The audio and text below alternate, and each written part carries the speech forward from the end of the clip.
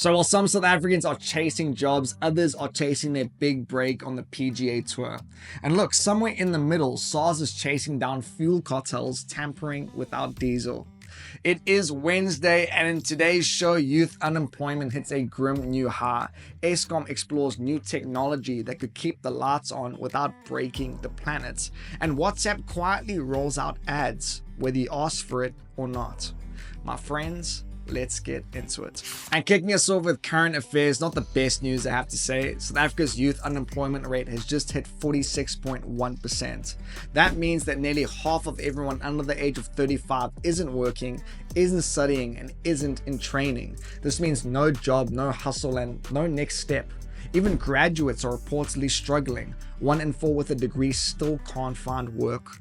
And without experience or connections, most say they aren't even getting callbacks. So government's response, a fresh round of supposed skills initiatives. There's a new National Service Institute offering courses in AI, coding, robotics, and energy, plus a digital economy master plan that promises future jobs in tech and infrastructure. But look, it's still all reportedly rolling out. But even if it works, you've got to ask the question, if even graduates aren't getting hired, will more training really move the needle? So to all the young adults out there, even the parents of young adults, what's your experience been like in the job market right now? We'd genuinely love to hear.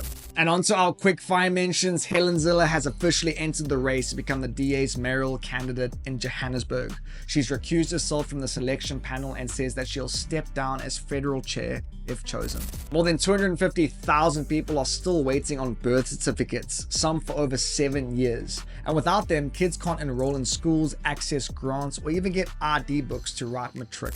And a viral video showing a lion walking through a supermarket in South Africa has been confirmed as AI generated. Still though, it fooled millions and says a lot about where fake news is headed. All the more reason to stick with Daily Bagel. And onto our finance section. Eskom may have found a way to keep coal stations running and reduce emissions. You see, a new technology called circulating fluidized bed, CFB, is being explored through a joint feasibility study by the CSIR, Eskom, and energy researchers. Now, it's reportedly already used in places like Poland and South Korea, and if it works, it could retrofit older stations to burn coal more efficiently, cutting pollutants without needing massive, expensive filters. Now, the catch here is that we're still early. The test facility hasn't even been built, and the feasibility phase is only starting this month. But if it proves viable, it could extend the life of Eskom's aging plants, reduce emissions, and preserve jobs. But look, it's no silver bullet. But in a country still battling load shedding and desperate for stable supply, it's a signal that innovation might finally be on the table.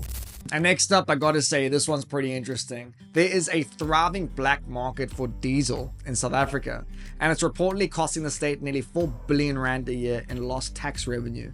So here's how it works. Syndicates smuggle paraffin into the country, mix it with diesel, and sell the blend at a discount. Tax-free, unregulated, and often dangerously contaminated. Some samples tested by SARS had up to 68% paraffin. And that's not fuel, that's just flammable fraud.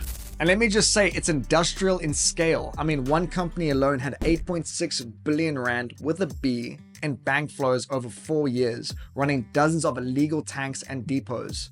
So SARS and SAPS are reportedly cracking down hard now, seizing over 367 million rand in assets across 3 provinces.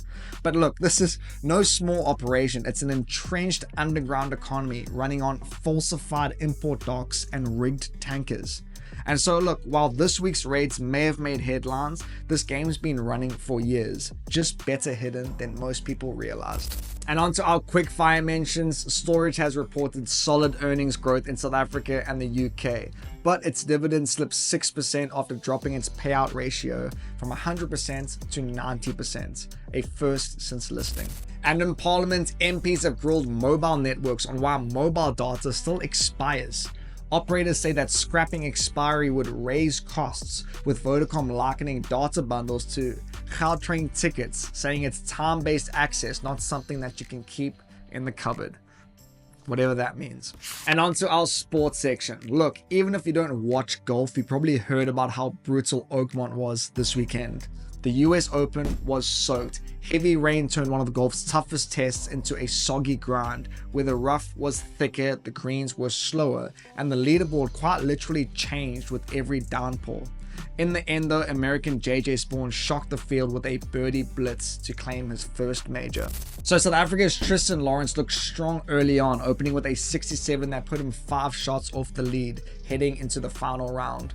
But a rough Sunday dropped him down to tied 12th. Still his best PGA major finish, and a big step for a player still battling visa delays and rookie pressure. And Christian Bezuidenhout also finished tied 12th after a steady week. The two shared a $348,000 payday and plenty of pride, especially with only 4 South Africans in the field. In the end though, it was a solid showing in a major, and look, maybe a bit of momentum heading into the Open Championship next month. And on to our quick fire mentions. Sundowns are gearing up for the FIFA Club World Cup with their first match against Ulsan HD in Orlando.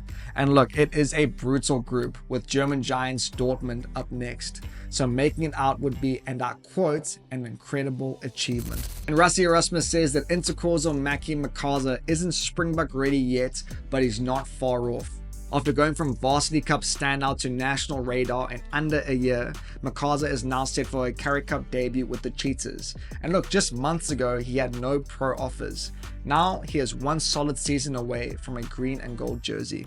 And as expected, before we hit the wildcard section, here is something to chew on.